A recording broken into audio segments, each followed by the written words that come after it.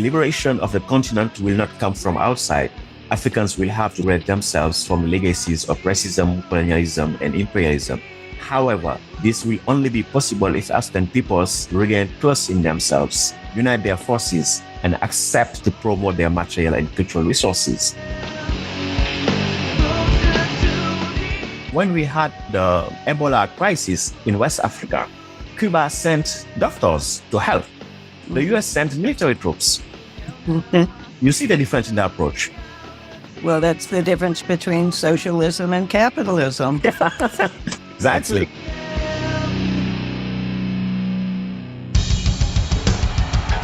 I refer often to Martin Luther King in the context of the civil rights movement. He said, "I have no time for the tranquilizing drug of gradualism and incrementalism." MMT! Taking money from our children and borrowing from China. People are dying. Is the program so critical it's worth borrowing money from China to pay for it? And if not, I'll get rid of it. Stop lying!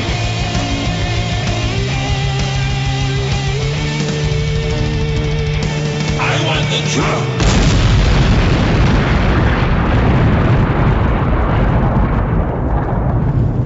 Now let's see if we can avoid the apocalypse altogether. Here's another episode of Macro and Cheese with your host, Steve Grumbine.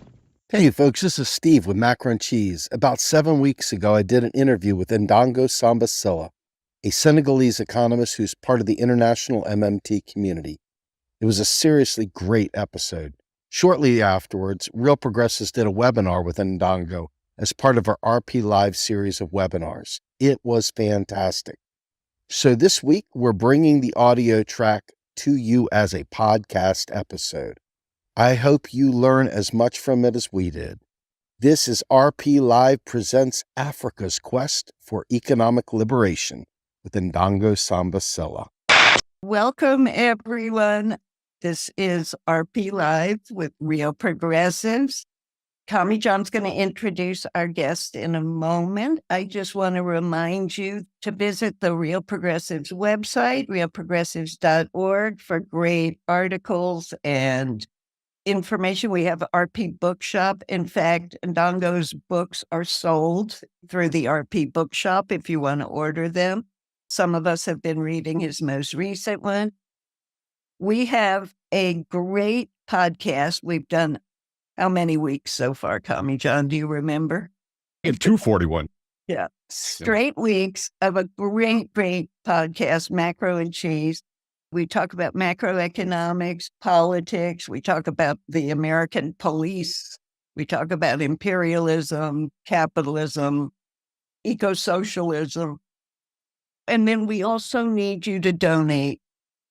These kinds of events cost money. We pay for this webinar platform. We pay for our virtual office space, Microsoft Teams. We pay for whatever the graphic artists use and the video producers use, the podcast platforms. So we really need your help. You can go to patreon.com/realprogressives or to realprogressives.org. There's a donate link there. So I'm going to turn it over to my lovely co-host, Tommy John, to introduce tonight's guest. Well, thank you, Mom Red. You also look lovely as usual. And again, what she said, this podcast, the Macro and Cheese, it's just a great nuanced look at certain things that you're not going to find anywhere else. They really deep dive into a lot of stuff. And I'm telling you, Ndongo's recent one was really great on imperialism and the effects on the global South. I'm a big fan of our guest today, and he's been on Macro and Cheese twice, including a joint interview with Fadel Kaboub, friend of the show. Ndongo Samba Sylla is a Senegalese development economist.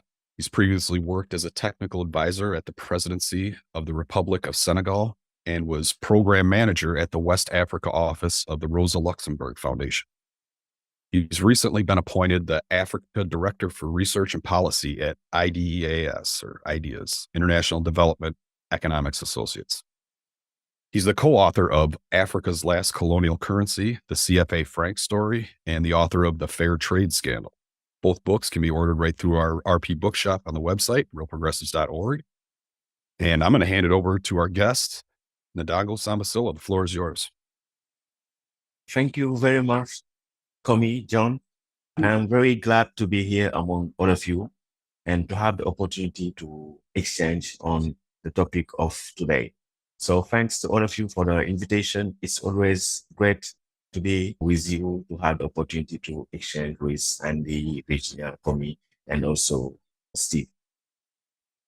So my presentation today is about overcoming the debt system, imperialism, and Africa's quest for economic liberation. I choose to organize my talk today around the figure of Thomas Sankara, an anti-imperialist figure in Africa, and his agenda of economic liberation. I think that Thomas Sankara articulated important views about African development and more generally about economic liberation that we could build on in our current efforts to create sustainable prosperity for 1.4 billion Africans in a context marked by climate change and growing environmental stress.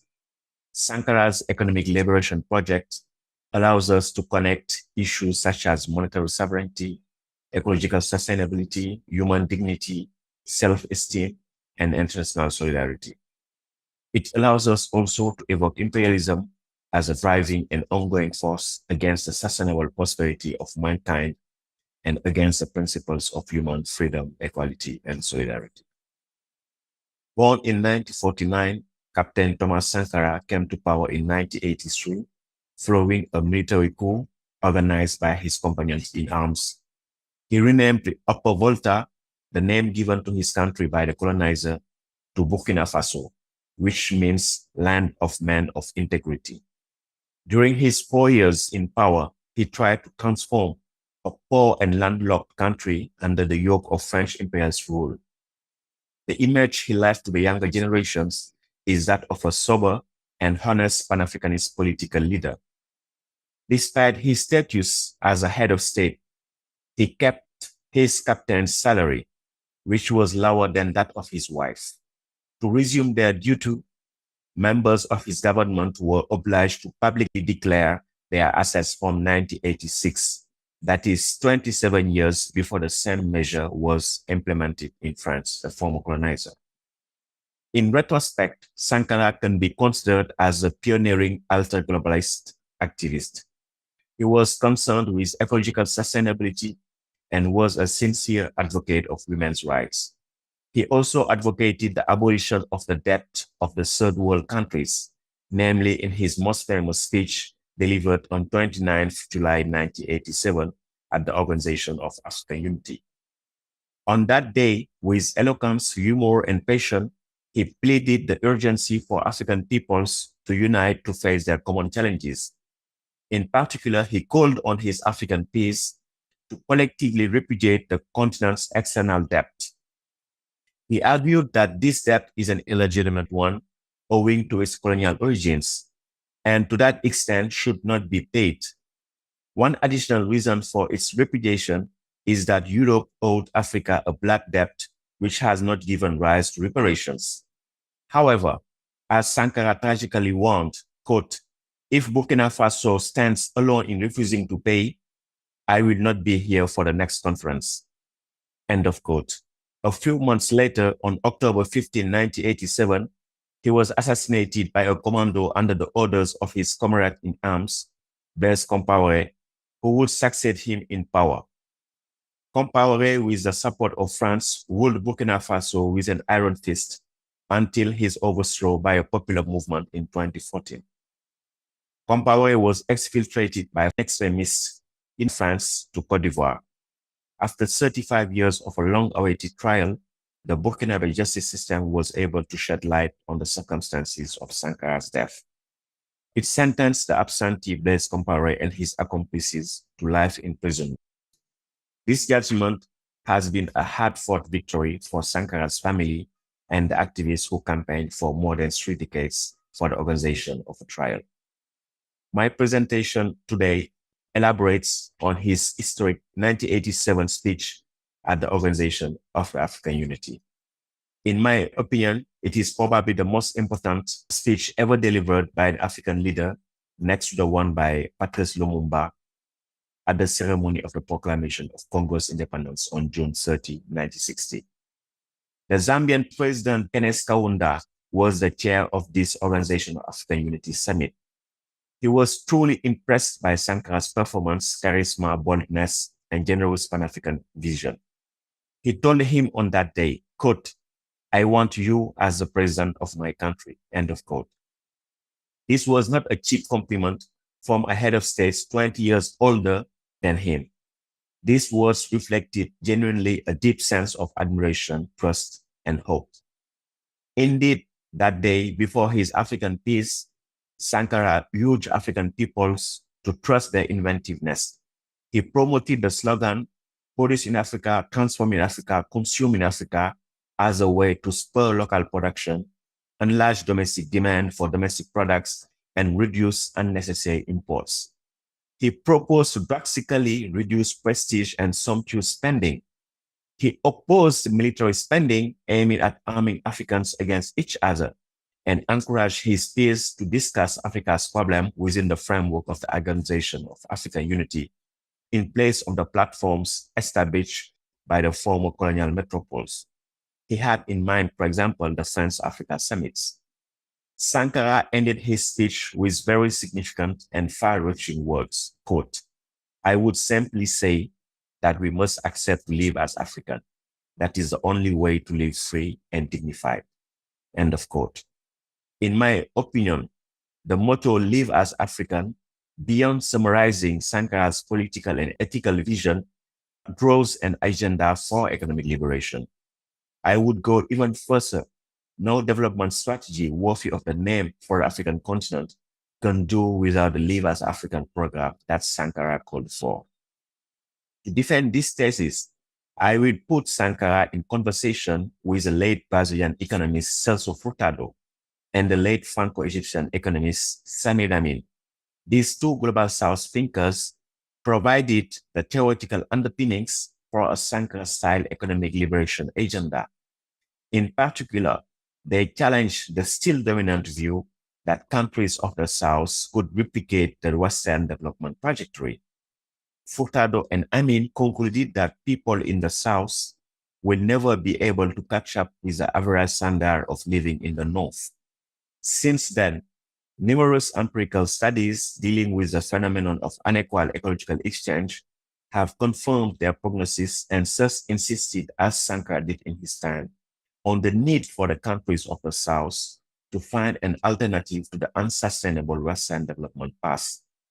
Based on these considerations, I will briefly elaborate in the conclusion on what policy content could be given nowadays to the program Live as African. The motto Live as African, as articulated by Thomas Sankara, is not racist or xenophobic, nor is it a plea for autarky or isolationism. Sankara was truly an internationalist. In the same speech at the Organization of African Unity, he declared, "The popular masses of Europe are not opposed to the popular masses in Africa. Those who want to exploit Africa are those who want to exploit Europe too. We have a common enemy." Sankara had a conception of Africanness that reminds us of the constitution of the First Haitian Republic. When Haiti gained its independence in 1804, Haitian citizenship was not defined in a racialized way. Rather, was considered as Haitian anyone who fought to liberate Haiti from the shackles of colonial domination. Even the much celebrated 1789 French Revolution did not go as far as Haiti, as the late Michel Rolph-Trouillot demonstrated in his wonderful book entitled Silencing the Past. Live as African is an agenda for liberation. Argentine philosopher Enrique Dussel, who wrote extensively on the philosophy and ethics of liberation, introduced the concept of critical or negative ethics. According to him, the first principle of critical ethics suggests that we must oppose, quote, every ethical system that entails the production of certain victims, end of quote. This stance requires ethical systems to be assessed from the location of their specific victims. An agenda of economic liberation must by definition be articulated from the perspective of the victims of the current global economic system. It aims to resist against the existing global economic order and possibly transcend it in favor of an alternative way of organizing economic and political life that would empower the considerable number of victims that must be produced as long as the status quo prevails. The Live as African motto starts from the acknowledgement that African popular masses have been and are dominated, and that they must end this situation themselves. The liberation of the continent will not come from outside. Africans will have to liberate themselves from the legacies of racism, colonialism, and imperialism. However, this will only be possible if African peoples regain trust in themselves, unite their forces, and accept to promote their material and cultural resources. Live as African is therefore the expression of the ideal of self-sufficiency. Self-sufficiency being understood both as freedom from external domination and as capacity to self-determination. It points to the urgent need to delink from an oppressive and exploitative world economic system as a first step towards self-determination and the building of more prosperous and egalitarian societies. Live as African was not a catchphrase for Sankara. During his 4 years as the head of Burkina Faso state, he did his best in very adverse circumstances to implement a policy of economic self-sufficiency based on the mobilization of domestic resources, the fight against corruption, and economic and financial waste. Also, a number of policy errors were made. Significant socioeconomic achievements have been recorded. I would like to argue that the path delineated by Sankara is the only one that is sustainable for both African peoples and the planet.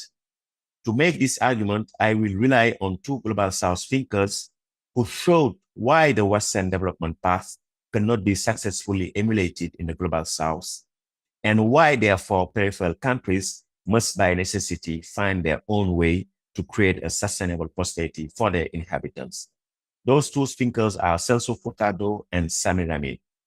I would say that Furtado and Amin provided intellectual justifications for the living as African type of approach, while Sankara provided their scholarly views with a policy agenda, the limits of which we can learn of.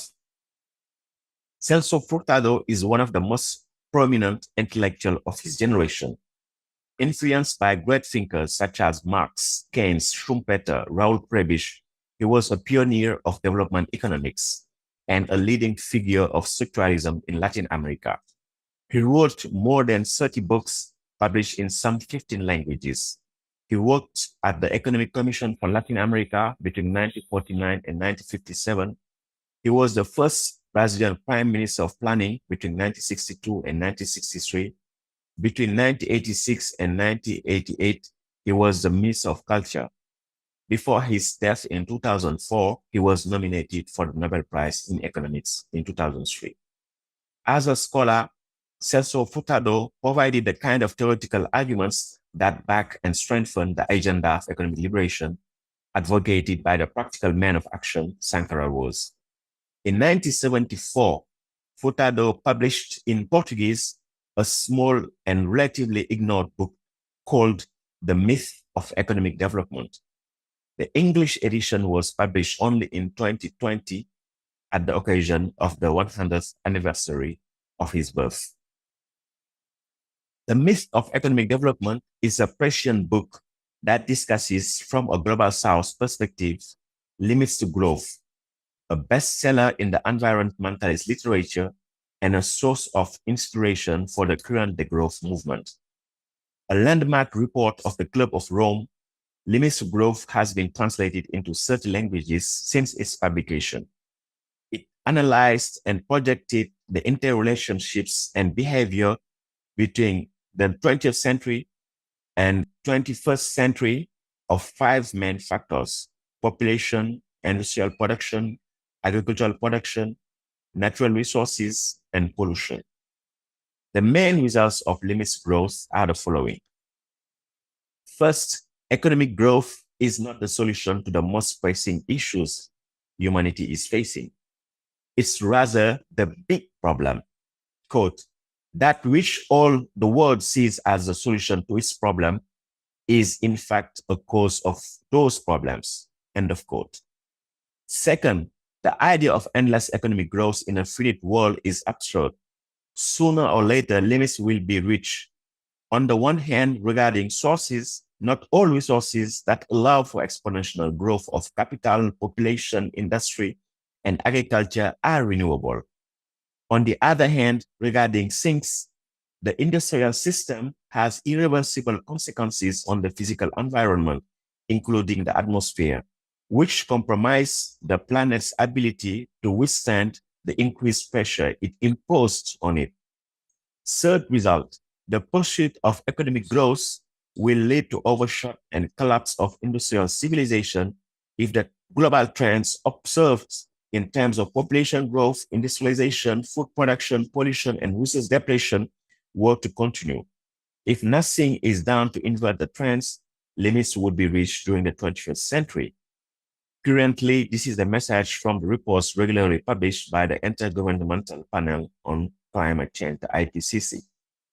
Last but not least, technological progress will not help push the limits to growth. Only a radical change in the value system, that means in the production and consumption behaviors, can help prevent civilizational collapse. As a major recommendation, the authors of Limits to Growth propose a global strategy to achieve what they called global equilibrium, or the non-growth state, which is a state that can allow every inhabitant of the planet to live well. They stress that the developed countries should radically adjust their lifestyles and should help developing countries towards achieving this global equilibrium. Celso Furtado saw three merits in limits to growth. First, it modeled the world economy as a closed system. Until then, the dominant approach had been to start from individual countries and to assume that non-renewable resources were unlimited in the outside world. That means the rest of the world. Second, limits to growth address an overarching issue largely ignored by economists, namely the consequences of capital accumulation on the physical environment. Third merit of limit to growth, according to Celso Furtado, it showed the ecologically unsustainable character of what he called industrial capitalism. That said, according to Furtado, limits to growth suffered two limitations from a global south perspective. First, it obscured the great dependence of core countries, the developed Western countries, on the natural resources of the peripheral countries, the global south. Second limitation, limits to growth betrayed an ignorance of the specificity of underdevelopment.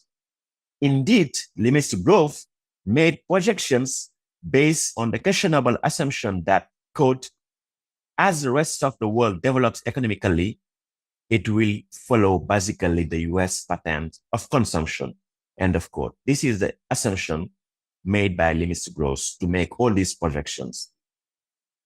For Furtado, this last assumption sums up what he called the myth of economic development, the belief that the poorest citizens in the global south will one day enjoy the same living standards as the average citizen in the global north. The myth of economic development is the belief in so-called economic catch-up. In his discussion of limits to growth, Furtado reached three major conclusions. The first conclusion, the pressure on natural resources in the future will be less than projected by limits to growth, since the consumption pattern of the core countries concerns only a minority of the world population and can never be generalized to the whole planet. In other words, pressures on the global resources are attenuated by the functioning of the global economic system, which prevents population in the global south achieving the same consumption patterns as in the global north. Quote, the predominant evolutionary tendency is to exclude 9 out of 10 people from the principal benefits of development. And if we observe the group of peripheral countries in particular, we realize that there is a tendency to exclude 19 out of 20. This growing mass of the excluded in absolute and relative terms that is concentrated in peripheral countries constitute in itself a heavy factor in the evolution of the system. End of quote. His second conclusion was that the generalization of Western way of life must lead to the collapse of civilization. Quote, limits to growth provides a thorough demonstration that the lifestyles created by industrial capitalism will always be the privilege of a minority. The cost of this lifestyle in terms of the degradation of the physical world is so high that any attempt to generalize it would inevitably lead to the collapse of an entire civilization, putting the survival of the humanity species at risk. We had then thorough evidence that economic development, the idea that the poor peoples can one day enjoy the lifestyles of the current rich peoples, is simply unattainable. We know how incontrovertibly that peripheral economies will never be developed in the sense of being similar to the economies that currently make up the center of the capitalist system. End of quote. Third conclusion of Furtado has a more pragmatic aspect. The impossibility of economic catch-up does not imply that the citizens of the Global South are condemned to suffer from poverty and inequality. It only implies that capitalism has nothing to offer as a prospect of a decent life for the vast majority of humanity, and that an alternative orientation of development should be devised that is more egalitarian and more economical in resource use.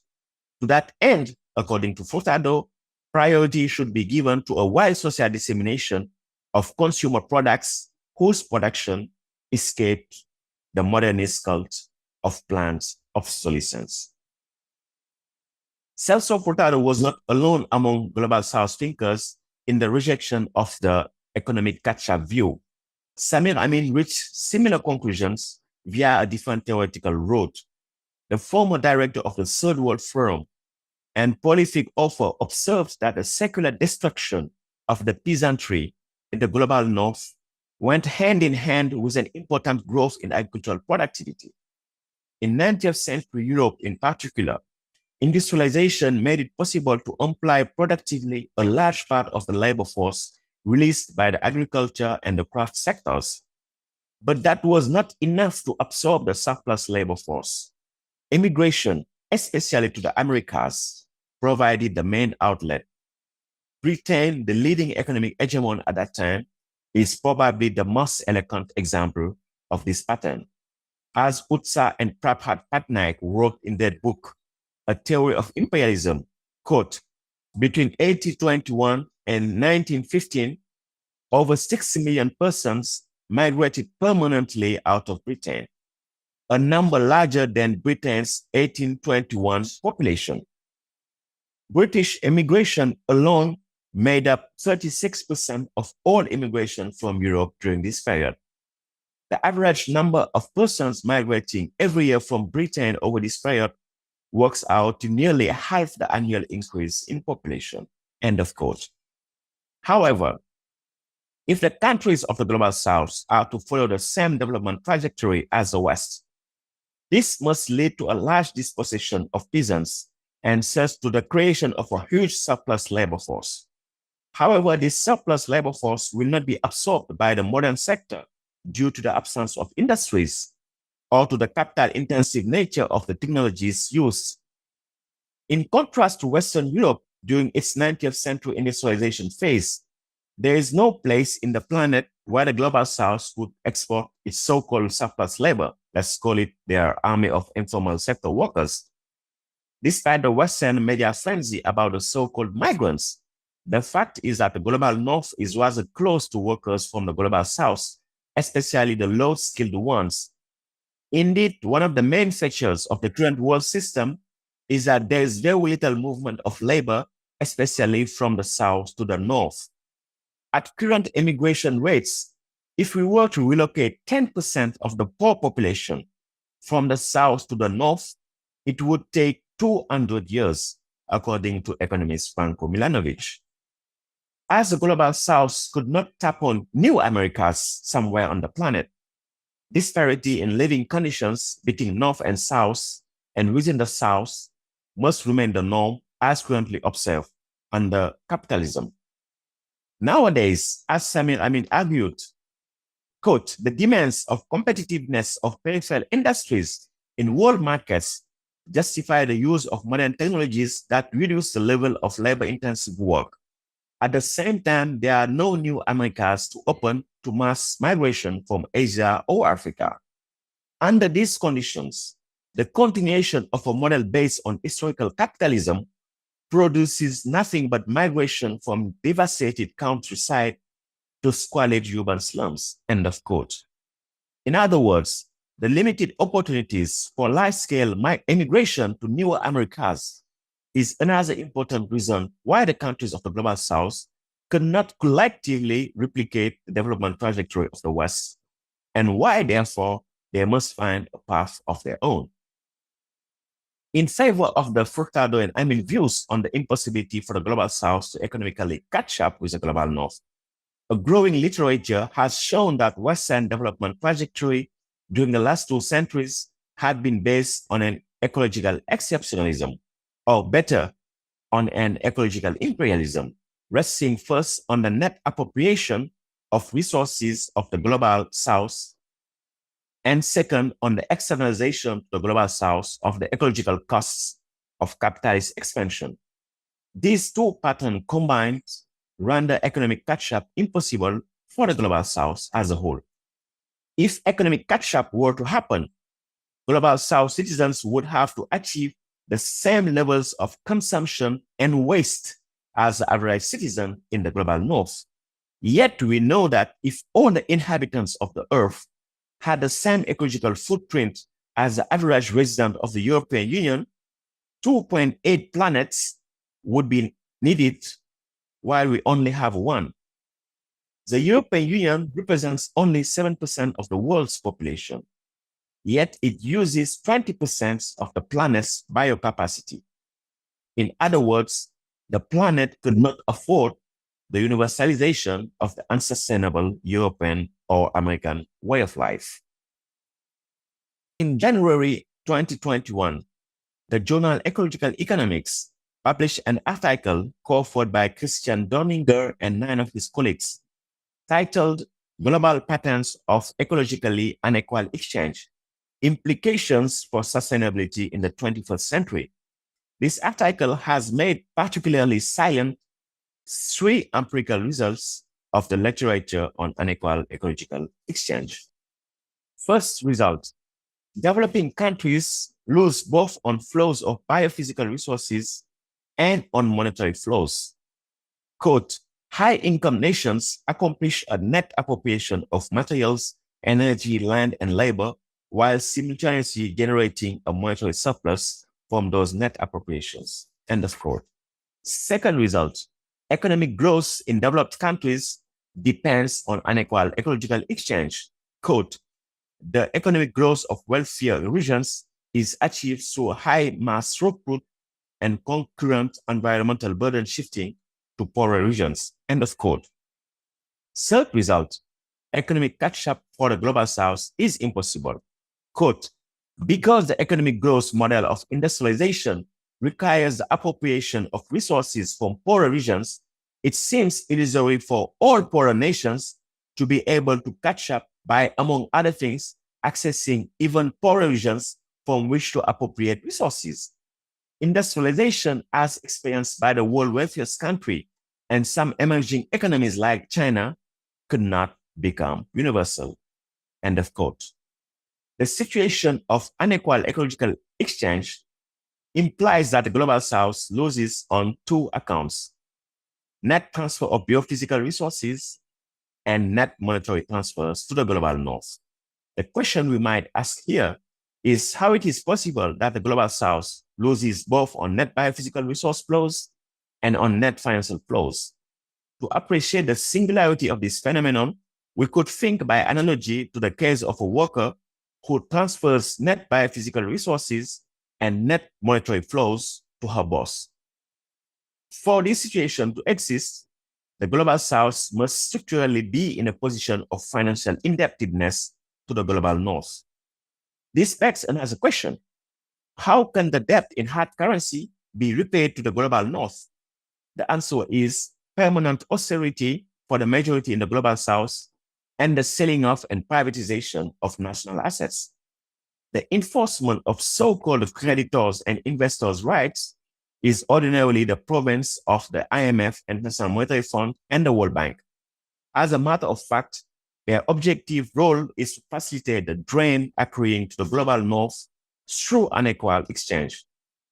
Sadly, unequal exchange has been the story of post-independence Africa. Due to the nature of the economic specialization they inherited from colonialism, most countries are subject to an alternation between growth cycles stimulated by improved prices for commodities and austerity cycles marked by declining terms of trade and debt distress. For example, the 1960s were a decade of relatively high economic growth on average for sub-Saharan Africa.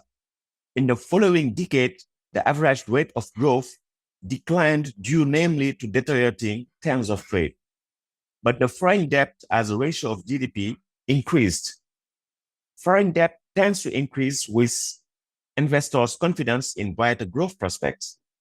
Unfortunately, worsening terms of trade and higher borrowing costs paved the way for a debt crisis that the IMF and World Bank managed from a creditor perspective. The results were that many African countries experienced lost decades in terms of real GDP per capita growth. Yet their foreign debt to GDP ratio continued to increase, a clear sign that austerity policies are not designed to help countries recover economically and be in a better financial position. Rather, they are designed to punish countries and put them at the mercy of their creditors. The foreign debt GDP ratio declined only with the partial cancellation of bilateral and multilateral debts in the first decades of the 2000s. Growth resumed, even if it was jobless. Thanks to more peaceful political settings and improved terms of trade, Sub-Saharan Africa recorded its best decadal performance, prompting the so-called Africa Rising narrative. Investors' confidence was back. The foreign debt stock had been gradually reconstituted. However, with the end of the support commodity boom cycle in the beginning of the 2010s, economic growth slowed down. It was sustained mostly through onerous infrastructure projects, sometimes financed with the issuance of debts in foreign currency. The COVID-19 pandemic arrival would just expose further the unsustainable foreign debt trajectory of a number of African countries. The pandemic did not create the debt distress. It's just accelerated, given that all the debt sustainability indicators had been deteriorating from 2008.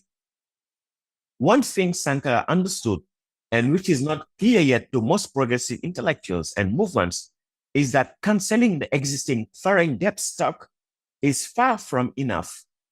All the discussions about the need to find an international and functional mechanism for sovereign debt restructuring are probably as well meant as a campaign for debt cancellation or debt jubilee. Also, they have become very technical. They often miss the elephant in the room. Sankara knew that the system of unequal ecological system is what was to be abolished first of all. So important, the repudiation or cancellation of the current foreign debt stock would not be enough. Even if it were cancelled, the foreign debt stock would be quickly reconstituted, as the case of Sub-Saharan Africa shows between 2000 and now. So as long as the foreign debt cancellation does not intervene as a foundation for another development path, its benefit risks being temporary and empiric. Between 2000 and 2016, for 28 countries representing 85% of Sub-Saharan Africa GDP, interest paid on the external debt amounted to 100 billion US dollars. So very significant. This was 5 times less than the foreign debt investment income transferred from Africa to abroad during the same period. Yet there is no campaign as keen to cancel the repatriation of these huge amounts of profits, which ultimately contribute to the reconstitution of the foreign debt stock of the continent. In other words, there is logically no sustainable development for Africa and the global South in a world of unequal ecological exchange. Even the highly commendable sustainable development goals of the United Nations are not sustainable in practice. They still cling to the economic catch-up view, and to that extent do not acknowledge the reality of unequal ecological exchange. Once it is realized that economic catch-up is an illusion for the global South, something else must be tried. The next development path must be experimented by necessity. This logical conclusion is the basis of the delinking strategy advocated by Samir Amin. Far from being synonymous with autarky, a delinking strategy rather implies prioritizing the domestic needs of the peripheral countries over the demands of the global economic system. In practical terms, it means implementing policies that lead to greater local control over the reproduction of the labor force, the domestic market, natural resources, technology, and the centralization of economic surplus. Through this concept, it is meant the control over the financial system and flows and the ability to direct domestic investment. While Amin theorized the linking, Thomas Sankara was obliged by the circumstances faced by his country to experiment a form of forced delinking. Sankara invited Samir Amin to come to Burkina Faso in order to discuss the country's economic challenges. At his arrival, Sankara said to him, quote, "You have told us that we must have the courage to deconnect, delink. Before we could gather that courage, the French have taken the lead and deconnected us, delinked us. What shall we do?" End of quote. As Samir Amin recollected some years later, quote, "I had not imagined that the question of delinking, deconnection, would first arise in a country as poor as Burkina Faso." Retrospectively, there were some objective limitations to the agenda of economic liberation advocated by Sankara. One was the lack of a supportive regional integration framework. A landlocked country such as Burkina Faso must leverage trade and financial ties with its neighbors, not to mention that political leaders in the region, except for the Ghanaian President Jerry Rawlings, were not especially enthusiastic about the Burkinabe revolution and his young and unconventional leader. Another limitation was a lack of monetary sovereignty by Burkina Faso and the related lack of understanding of the cardinal importance of money and finance. Burkina Faso is still a member of the Franc zone, the last colonial monetary zone in Africa. The strategy of domestic resource mobilization promoted by Sankara would have much more impact and popular support with the appropriate monetary and financial instruments. Given the little financial help received from outside, the Burkinabe revolution happened in the context of severe self-imposed austerity that was resented by what could be considered as the middle classes at that time. Sankara himself acknowledged that it's very tough to transform deeply an underdeveloped country when the state budget is as little as 58 billion CFA francs, with 72% of it devoted to pay the debt and the salaries of 30,000 civil servants. In my opinion, one major lesson from the Burkinabe revolution is that a strategy of domestic resource mobilization requires a minimum in terms of monetary sovereignty to be successful over the medium and long run.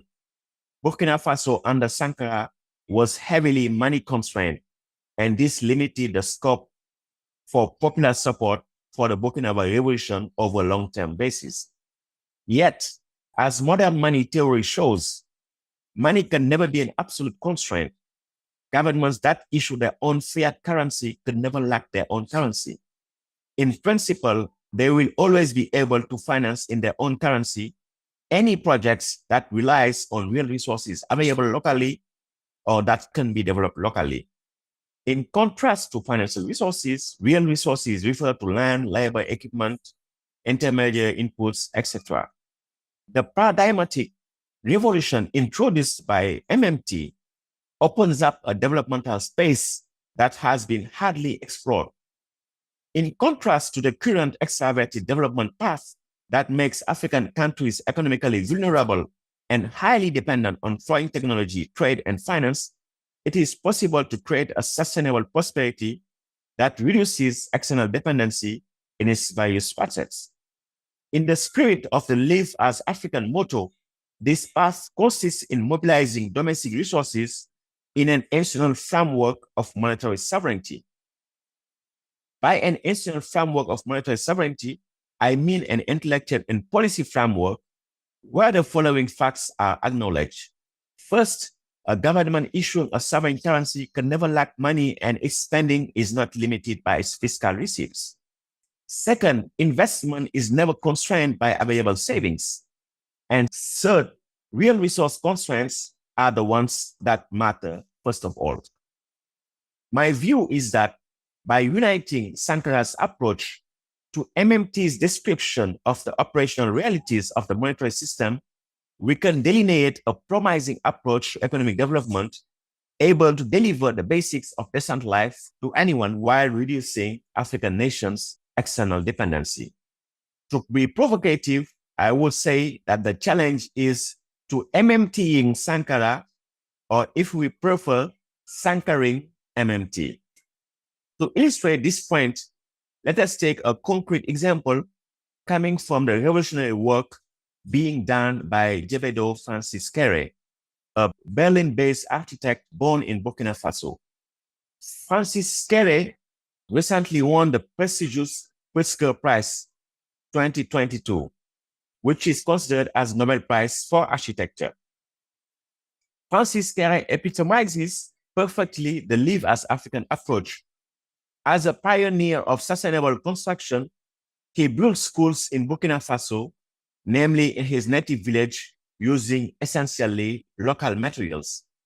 In March 22, following the announcement of his prize, he was interviewed by the French media. Here are some excerpts. To the question, what inspired you to build schools using local materials? He replied, I always resented the fact that children are sitting in classrooms where it is very hot, where there is no light, in a country where there is the sunlight during all the day. I said to myself, we must use what is abundant to create classrooms that provide comfort for teachers and students, but also classrooms that are inspirational. I wanted to bring beauty to the neediest. In doing so, the techniques came. That is, how to create passive ventilation, how to create a roof that supports passive ventilation and at the same time protects the building from the weather. That's how I did it, by modernizing the earth, that is, by adding aggregates to it. I didn't just stop there. In Burkina Faso, there is laterite. I used it by cutting it to make facades that give the feeling of modernity that inspires. I also used local wood to create facades to protect the walls from the sun and thus created a shaded and welcoming space for the users. That's my way of doing it. To the next question, why don't Africans use local materials, so-called traditional materials? His reply was, quote, the West, by its way of doing, or its way of saying that what we have is primitive and has no value, we end up rejecting what we have. This leads to saying, for example, that building with the earth is synonymous with poverty.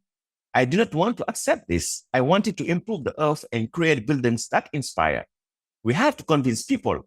We must not let ourselves be stopped, but we must prove that what we have can be the basis for the development of our country. I did this by using earth to build my first school. To the question, why should Africans go back to these materials? He replied, quote, if you continue to use materials that don't come from home, the resources will disappear. And if you use what you have and you take advantage of it to improve local skills, you make people proud and add recognition to what we have. That's what's going to move us forward. End of quote. All of this has been done using local materials and local labor. From this rich and dense interview, I derived three major lessons. First, cultural alienation has worked to diminish African sense of self-esteem. Worse, it led us to devalue what we are and what we possess. Second, cultural alienation coupled with the imposition of development agendas coming from abroad have prevented African peoples to explore an indigenous development path that could deliver them a sustainable prosperity, self-esteem, and recognition. This lack of self-determination has until now produced unnecessary suffering and hardships. Third, the quest to ground African development on domestic resources stimulates itself a process of creativity and innovation. At the same time, there is already enough creativity to start with within the continent. Indeed, the good news is that throughout the continent and its diaspora, there exist people unknown to most of us who are doing in their field of expertise what Francis Kere has achieved in the domain of architecture. The work of Francis Kere is a perfect illustration of the Live as African approach. What the creative peoples like him must know is that whatever is feasible locally from a technical and material point of view can be, in principle, financed in the domestic unit of account of the sovereign issuer of the currency. Sankara-ing MMT or MMT-ing Sankara consists of connecting the strategy of mobilizing real resources with the possibilities associated with monetary sovereignty. In other words, it consists of implementing projects based on domestic real resources and financed essentially in the national currency. This development path allows creating prosperity for the majority while reducing external dependency. It could be further leveraged provided that regional or continental integration is also designed according to the Living as African approach. None of this implies that African countries do not need foreign technology or finance or international solidarity. Rather, the argument is that international cooperation and solidarity should stop being a deus ex machina. It should be tailored to meet the specific needs and constraints arising from African countries' strategies to mobilize their domestic resources. In that perspective, the real test for international cooperation and solidarity is to demonstrate whether it helps increase African self-reliance. For example, in place of a collaboration that creates technological dependence, a Live as African approach to international solidarity would rather promote a cooperation to develop liberation techniques.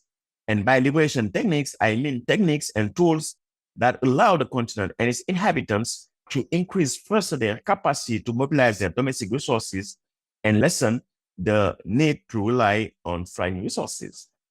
In conclusion, I would say that, as Sankara rightly pointed out, quote, we must accept live as African.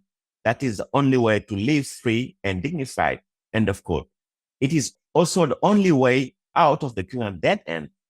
Humanly and ecologically sustainable development must be based on the mobilization of resources available locally or that could be developed locally.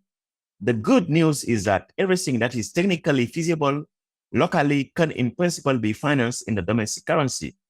This is a liberating message of the modern monetary perspective. As Sankara also said, quote, we have enough intellectual capacity to create or at the very least use technology and science wherever we find it, end of quote. To that question, what an agenda of economic liberation for Africa a la Sankara can look like nowadays, I would argue that this agenda could revolve around the following idea. The basic elements constitutive of a dignified life should be decommodified and wherever possible and desirable should tend to be free of charge. By the basic elements constitutive of a dignified life, I mean, for example, food, safe water and environment, shelter, education, local transportation, etc. The principle should be that oligopolistic market actors must not decide the fate of the peoples. This agenda should be implemented by focusing on the ecologically sustainable mobilization of domestic, regional, continental resources. To be successful, it requires renewed forms of democratic and collective leadership, Pan-African solidarity, and international solidarity. This agenda for economic liberation is not a utopian vision. There is much human, cultural, and material wealth potential in the continent to make it happen. Thank you very much for your consideration. Thank you, Ndongo.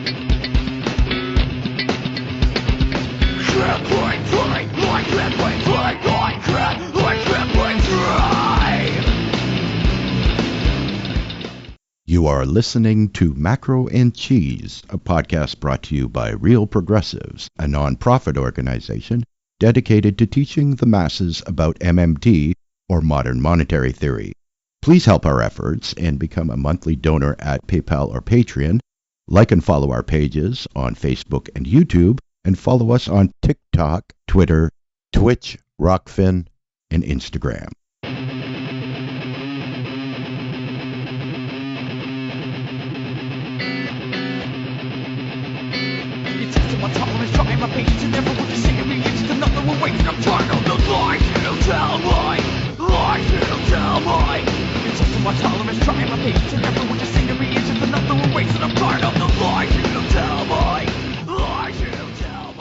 Okay, well, we actually had a question that isn't in the Q&A from our very own Jules, and she asks, if economic, quote-unquote, catch-up for the global South is impossible, utilizing the same historical looting of poorer, resource-rich countries, would opening up newer technology, IP from the global North countries to allow global South countries to utilize that already developed manufacturing tech along with their own rich resources to make more of a leap forward make sense? Yeah, I would say this makes perfect sense. In fact, when people are talking about reparations, monetary reparations, the goal behind that from a macroeconomic perspective is a transfer of real resources and having the possibility to access to some technologies that could increase the global South and African self-reliance. That would be really welcome. So that means this could also be a form of solidarity. That means fighting in the global North to make sure that global South countries could have access to some key technologies. Absolutely. And we actually have a question here from the head of our organization, Steve Grumbine. And he asks, what are the impacts of the BRICS on Africa's ability to develop organically? The IMF debts. Well, this is an interesting question. The BRICS are a group of countries, Brazil, Russia, India, China, and South Africa. And recently, their membership increased with a number of countries like Ethiopia, Egypt, Saudi Arabia, the Emirates, and Iran. And the BRICS is a grouping that tries to challenge Western hegemony globally, economically, and financially. And that's their positioning. And they have the size to challenge the West. The thing is, do they have a project beyond challenging the West? That's also an issue because they could make the IMF and the World Bank and other Western institutions relevant, or at least they could push them to adapt a bit in a way that we could hope they might function more progressively for the global South. So they are anti-hegemonic.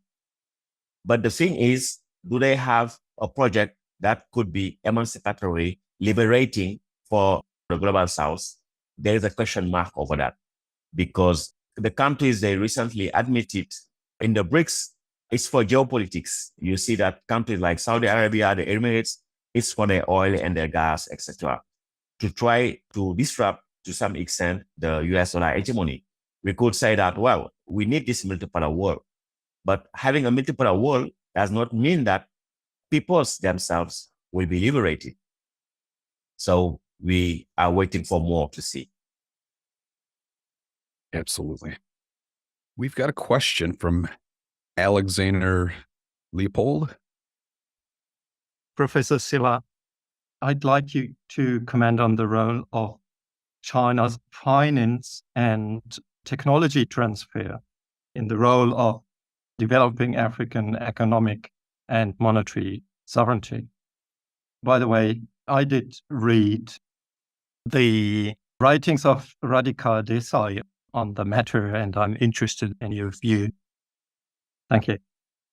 Thank you very much. I know Radhika Desai, she's a comrade.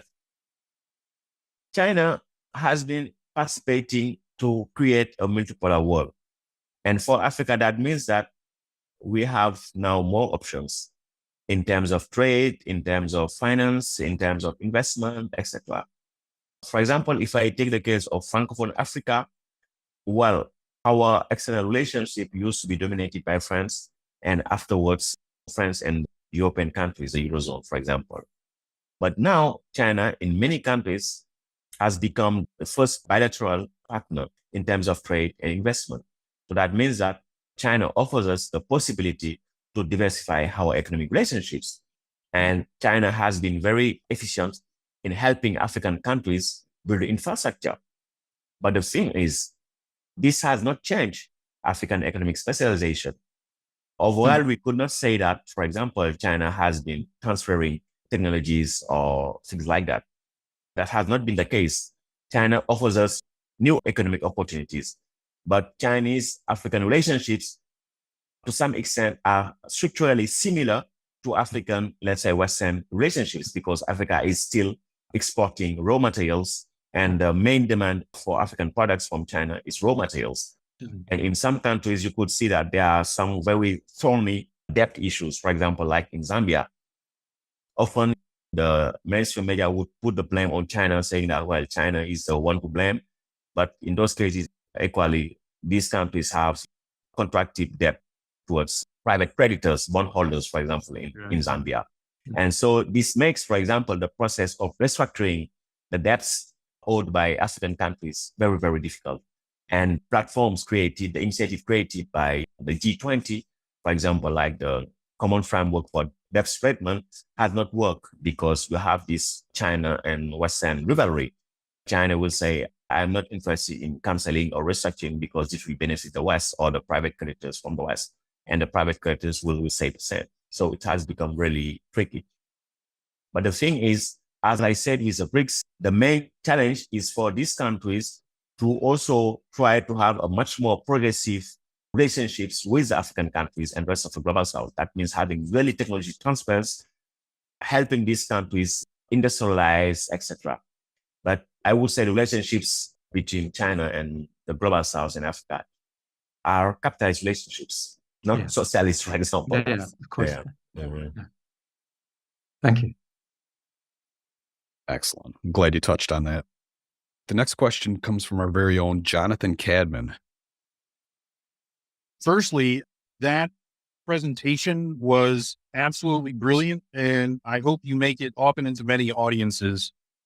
I was particularly delighted by your choice to weave the narrative of Sankara in there, because one of the things that struck me, and I've definitely encouraged as many people as possible, especially in the wake of your Macro and Cheese interview, to get context by reading your CFA Frank book and watching the documentary on Thomas Sankara, Upright Man, is available for free on YouTube.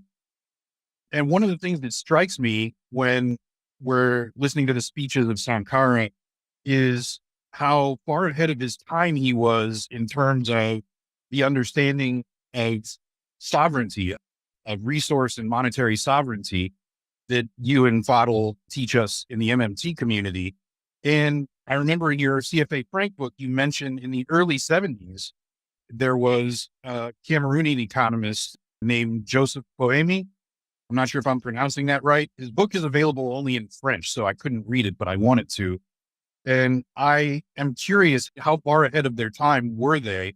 How close were they to a modern MMT understanding of resource and currency sovereignty even back then? Yeah, thank you very much for your intervention. It's true that Sankara was really ahead of his time.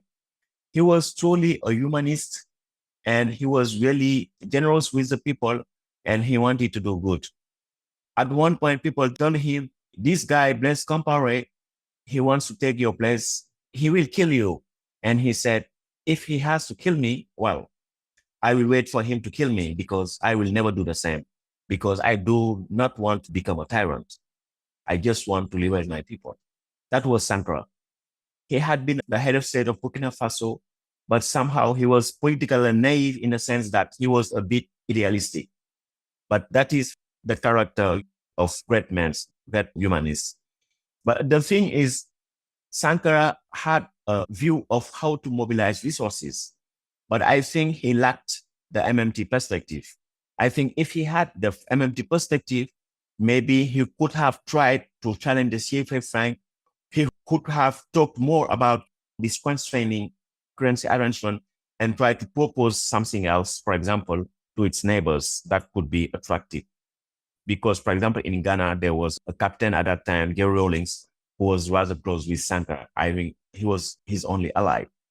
Joseph Fuemi, I would say he was aware of how money works. And this book was really important. It's a book in French, I've said, Money, Servitude, and Liberté, Money, Serfdom, and Freedom. And in this book, when you read it, that he got the point about what is money. But unfortunately, he died under very strange circumstances at the age of 47. And the tragic part of the story, the post-independence story of Africa, is that most of our brilliant, honest leaders, truly generous, humanistic, they have been killed or removed from power. And that was also the same thing for intellectuals.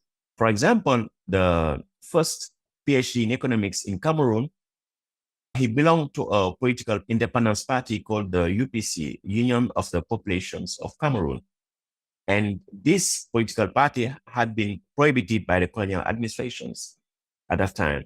And they could not compete on normal elections because they had been prohibited just because they wanted independence. And they had been fought to death. The leaders had been killed. And one of the first PhD in economics, Francophone Africa, he was killed during the fight. They cut his head off, just to show you how tragic this was, how violent. And so this has been the story of Francophone Africa. We had many leaders, but very few like Thomas Sankara. We had many intellectuals, but very few like Joseph Fuemi or people like Cheikh Anta Diop and others. That's why it is important for the current generation to try to mobilize to change that. Otherwise, it will be the status quo. But Sankara lacked the MMT perspective. And I would say that most of the Pan-Africanists lacked the MMT perspective. For example, if you read the Arusha Declaration by Julius Nyerere, you will see that basically we depend on taxes and we could not tax more the people. Otherwise, the people will revolt. So this is clear evidence that he didn't have the point of view of monetary sovereignty. And I think this is a discourse we should try to develop first for the progressive people to understand. I tend to believe that the day ordinary people understand what is money, we'll have the true revolution. Thanks so much. Absolutely.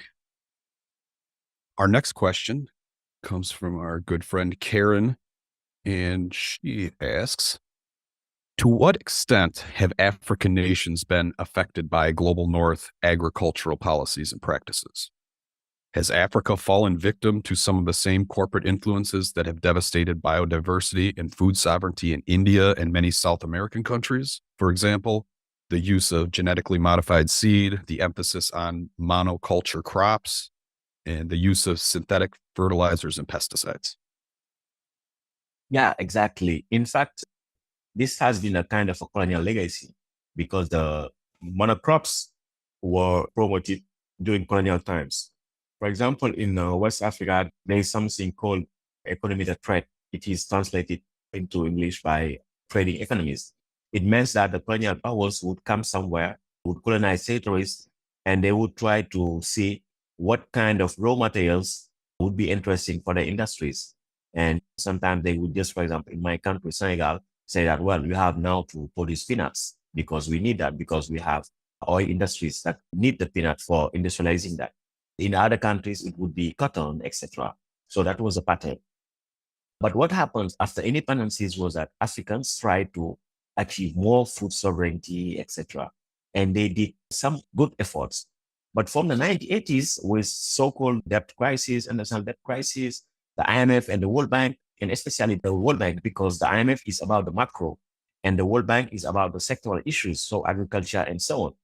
And so they said, if you want us to help you, you have to liberalize everything, including your agricultural sector. And it started by removing the subsidies to the agricultural sector. And the agricultural sector started to collapse because there were no subsidies, and there was also a policy to liberalize the imports. And as you know, European agricultural products are heavily subsidized. Generally, it was enough to destroy large parts of the agricultural sector in Africa. And in the mid 1990s, there was this message from the General Agreement on Tariffs and Trade to the World Trade Organization. And there have been this debate because at one point, producers in Latin America, they said, well, you, the Europeans, you are giving preferences, trade preferences to other countries, and we are suffering from that. Now we have to play on the same footing, etc. And the European Union started to say to African countries that now you have to liberalize your external trade, and especially agriculture. If you do not do that, we'll raise our tariffs, and well, you suffer from that. And even the WTO had been much more progressive than the European Union. And I'm not saying that to try to denigrate them, but at least in the framework of the WTO, they say that least developed countries should not sign the agreements wanted by the European Union, so-called the Economic Partnership Agreement. But nonetheless, the European Union tried to blackmail African countries, saying that if you do not sign that, you will have no longer aid, and also will raise our tariffs. They did that to West Africa, but at least Nigeria resisted. They did that to Kenya, etc. So they have been trying to disrupt the regional trade in Africa. But now what is happening also is that all these trends about genetically modified organisms, land grabbing, etc. Now you have all of these things facilitated by the governments because they say that this will be beneficial because this will provide them with foreign exchange that they need to invest or to repay the debt. So that has been the pattern. And you have some organizations like the Bill and Melinda Foundation, which have been pushing that agenda very strongly in Africa. But the good news is that you have grassroots movements throughout the continent that are trying to resist against that. And you have grassroots movement fighting for biodiversity in some places across the continent. And that gives us some hope despite the heavy challenge. We're going to go to Christina's question, and she asks, if global South countries are not able to fully maximize trade value of local resources, can the global South find a way to negotiate a more equal exchange for local resources, considering their true value, or perhaps use its true export value as credit to pay down loans as global social credits of sorts, or more equal exchange for tech and materials that would make it possible to have sustainable, high-value trade items, if that's what the country wants? I think that is the normal way to go. But everything depends on the type of leadership you have. Because often what you would have is that you have so-called elected governments, but those who might win elections, generally, they are those who are favorable to the Western agenda, or at least the neoliberal agenda. And so even if these leaders democratically elected, they know that this is the interest of their country, they would not do that because they know that they would lose Western support. And that also has to be taken into consideration. That means that in most of these countries, we have structures of external dependency, etc. But there are also internal structures that have to be changed. If you don't change that, it will be difficult to address the external constraint. And just one example, in the Francophone Africa, there have been wave of military coups. And in some countries, what is interesting is that the new military leaders, some of them are nationalists, they are doing what the so-called legitimate democratic governments could never envisage to do. For example, in Mali, they have started to renegotiate all their mining contracts, and they have been receiving more foreign income from that negotiation process. The same thing is happening in Niger with the uranium. Uranium is a very vital raw material after the Second World War for atomic bomb, for also nuclear energy. And 100% of French military uranium comes from Niger. That's why the French do not want to leave Niger so easily. And they have tried to renegotiate better prices. So that means that this is possible, but that means that you need to have committed leadership. And generally speaking, the paradox is that so-called democratic elected, they would never do that. And so we have a political problem, and it's not easy to fix because governments that come through military coups or etc. are not seen as legitimate, while those who are seen as legitimate, they will not deliver on sovereign demands. And that is the paradox. So I would say, yeah, that is possible, politically possible. And if all these countries organize, unite, that is possible. Because this has been a long-term Pan-Africanist view. For example, Kwame Nkrumah, Pan-Africanist and also president of Ghana at the time of independence, he was advocating a common selling policy. He said that why we in Africa should we compete between ourselves? For example, if you take the cocoa, most of the raw cocoa is produced in Africa, between Cameroon, Nigeria, Ghana. You have these countries producing cocoa, but these countries compete between themselves and the prices are set abroad. While if these countries united, they could have better leverage to have better prices, but simply they do not do that because this is somehow due to the leadership. They are not Pan-Africanists at all. Absolutely. Alexander, if you're out there and you want to hop back on to ask another question.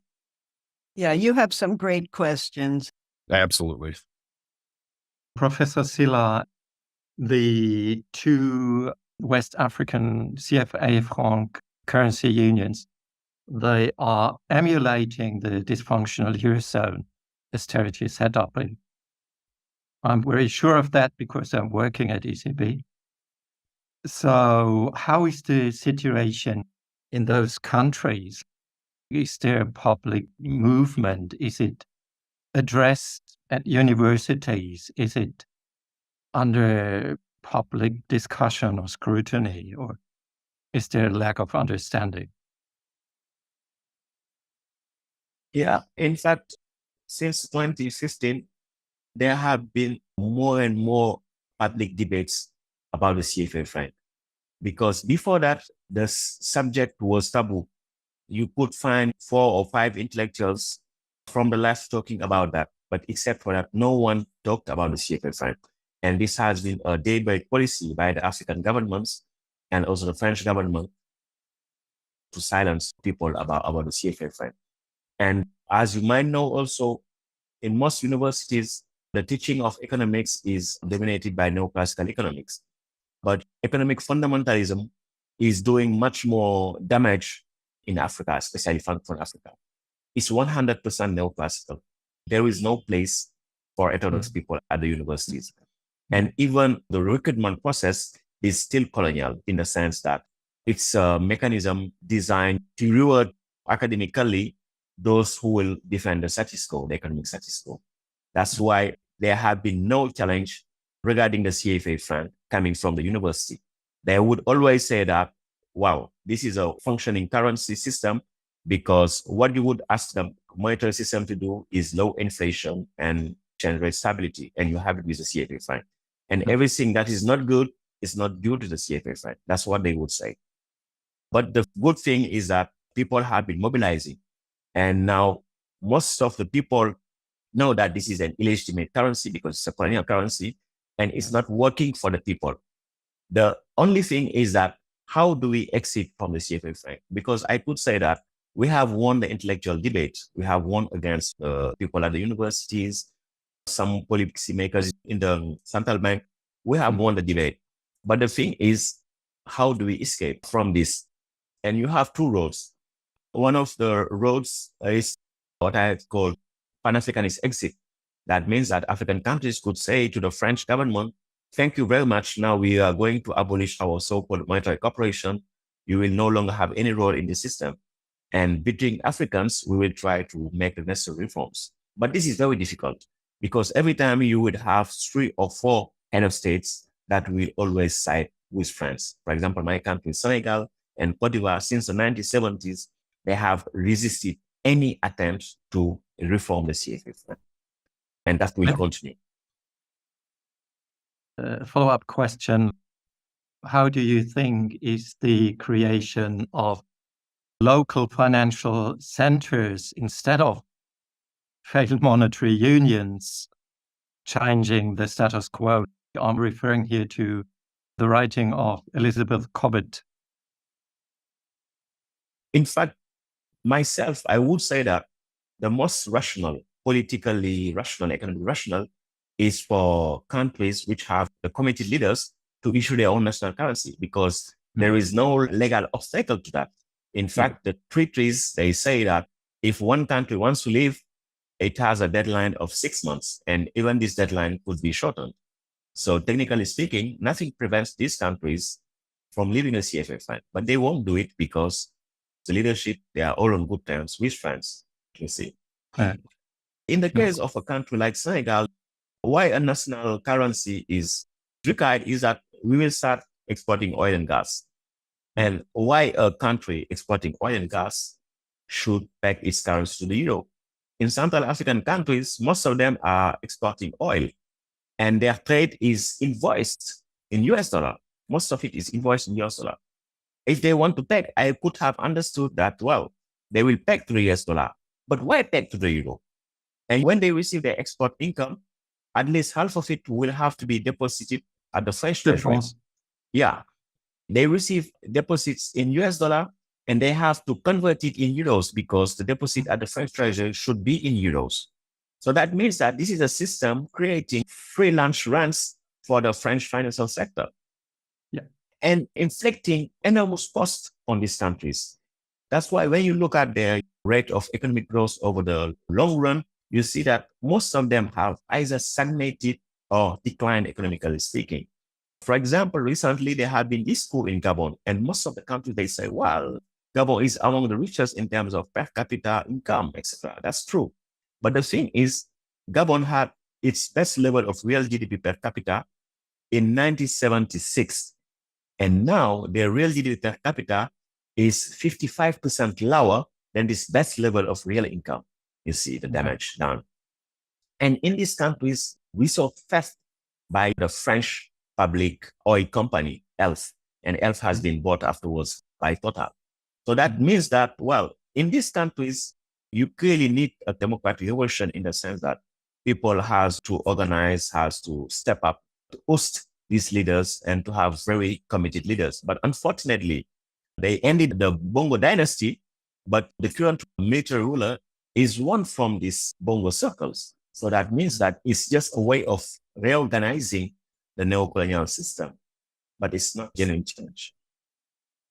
And then you say monetary colonialism is much smarter than sending the Légion étrangère.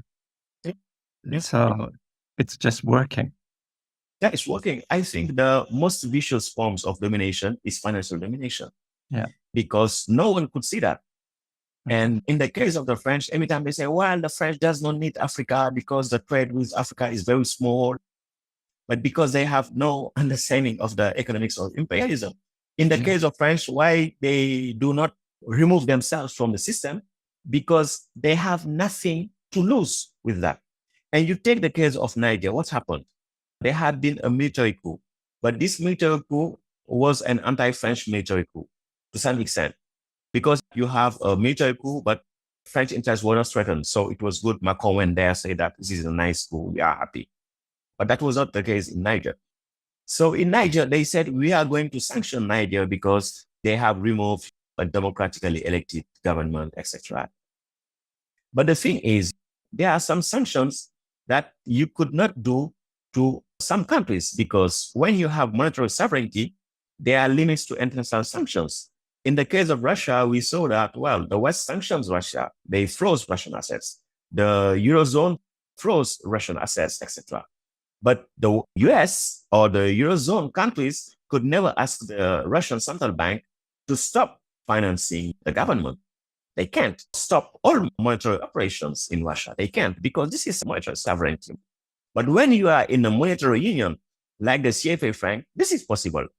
And that's what had been done to Niger. They said, we are going to sanction, but the sanctions, some of them are neocolonial in the sense that they ask the central bank to stop all operations within the country. And the government itself, since the sanctions have been implemented, no longer has access to its accounts at the central bank, you see. And this is not the first time the French did that. They did that last year against Mali. And in 2011, they did that also against the government of Laurent Gbagbo. So that means that the CFA franc is a political weapon that could be used to punish any country that doesn't behave like France like. And France could always ally with some head of states to make those punishments met. But they would always say, it's not France, but it's African countries who decided that. But these are sanctions on people.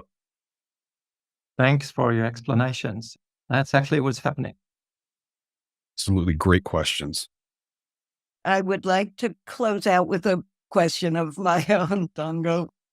I've been around a lot longer than everyone else here. So in 1968, after leaving high school, after leaving the lycée, I went to Paris to be a hippie, basically. And there was this huge general strike.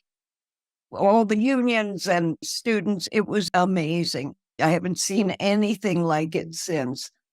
And one of the things that really affected me was meeting Africans in Paris who didn't hate Americans. They hated French. That was during the Vietnam War. I was used to people blaming the United States for everything. So I didn't realize there were other colonial powers doing things just as badly. But I got politicized during that period. And during the upcoming years was a period of a lot of liberation movements throughout the global South. And I'm an old Leninist, so the Soviet Union was supporting countries on the non-capitalist road to development, which I fully support.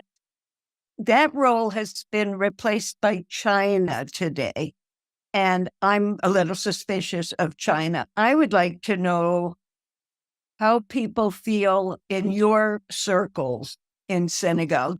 Do they trust China? We had a volunteer who was reading a book that said China was responsible for all sorts of bloody atrocities in Africa, which I hadn't heard anywhere else. But could you just tell me what your take on that is? Well, in fact, how people view different powers are shaped by the experience they have with them. Most Francophone Africans would not criticize the US like we criticize France, because France was a former colonizer, and we see all the military interventions, all the neocolonial practices, all the humiliating discourses, etc., because France is really special. But at the same time, the US record in Africa has not been bright, in the sense that the US has always allied with the most vicious regime. For example, Mobutu Sese Seko was really a violent dictator. They helped kill Patrice Lumumba, who was a very young patriotic leader who loved his country. He was really killed in very tragic circumstances. And the Western countries colluded during this murder of Patrice Lumumba, the French, Belgium, the US, etc. And Ronald Reagan and George Bush, they used to say that when Mobutu came to the US, to Washington, they said, well, this is a friend of liberty. This is a friend of freedom. That they said, African dictator, they say that. Because Congo is a rich country and Mobutu served loyally Western interests. And the US also, they helped kill Gaddafi, and they destroyed Libya, and they created the mess in the Sahel. And they started also to militarize the Sahel. And you could see that Hillary Clinton, she had saying that, well, we came, we saw, we killed it, and we go back. We went back about Gaddafi. But we are still living that. If we have all these military coups in the Sahel, it's due to the invasion and destruction of Libya. They dropped weapons there, and these weapons have been taken by the jihadist groups, and they have been destabilizing all the Sahel, Mali, Burkina Faso, and etc. And this also is among the record of the US. But most Africans would not know it to some extent because it's far from where they live. About China and Russia, people have no negative sentiments against China and Russia because, for example, China is not militarizing Africa. In Africa, There is just one country where all the powers are. It's Djibouti. China has a military bases, French, US, etc. All of them, they are in Djibouti. But except for that, China's approach in Africa has been about economic relationships. That means trade, investment, etc. Now you have some abuses. There have been reports, including in Senegal. When I was at the foundation, we did a report and we could see that, for example, some Chinese businesses did not respect the labor law, etc. And their workers were really evolving in very harsh conditions. We would see that. But that was not specific to China because Senegalese employers also do that. This is just the theology of capitalism, unfortunately. So for now, African people do not have any special negative feeling towards China. Russia is also the same because Russia has sided to some extent with progressive governments during the Cold War, not like Mobutu or like that. And they have no record of killing our progressive leaders, etc., or trying to finance rebellions, etc. So Russia could be demonized everywhere, etc. But that's not the case in Africa because Russia has not been an aggressor country. In Africa, well, it's the former colonial powers and to some extent the US. And there's a difference between the Soviet Union and Russia as well. Yeah, there's different. And even Cuba, because Cuba has been very active in Africa during the Cold War. The number of the troops they sent in Africa to fight very vicious regimes, like in Angola, like in the apartheid regime. So you had this small nation fighting to liberate Africa, and you have the most powerful nations like France, the US, etc., backing the most vicious regimes. So that's why African people could not criticize these countries because this is a long history, a long record. And it has been a record where these countries stay in solidarity with African progressive forces, you see.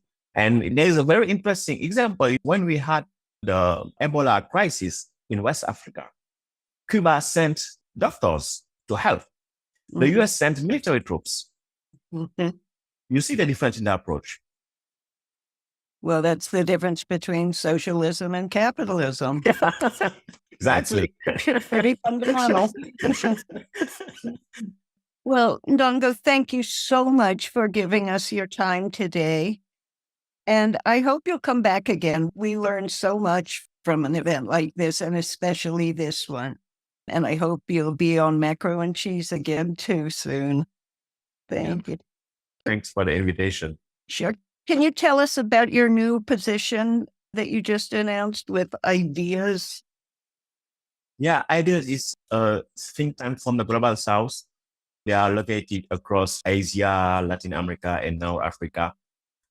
Their executive director is located in Ghana, and I am supporting him in the context of the African continent. We try to create a network of African heterodox economists, try also to develop progressive policy templates for policymakers, and also do training for the students and civil society.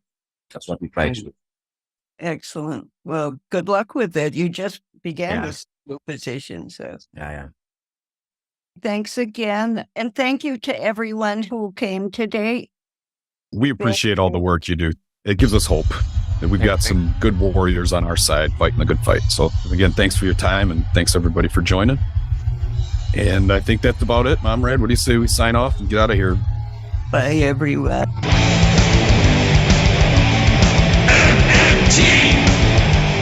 Macro and Cheese is produced by Andy Kennedy. Descriptive writing by Virginia Cox and promotional artwork by Andy Kennedy. Macro and Cheese is publicly funded by our Real Progressive Patreon account. If you would like to donate to Macro and Cheese, please visit patreon.com/realprogressives. I want the truth.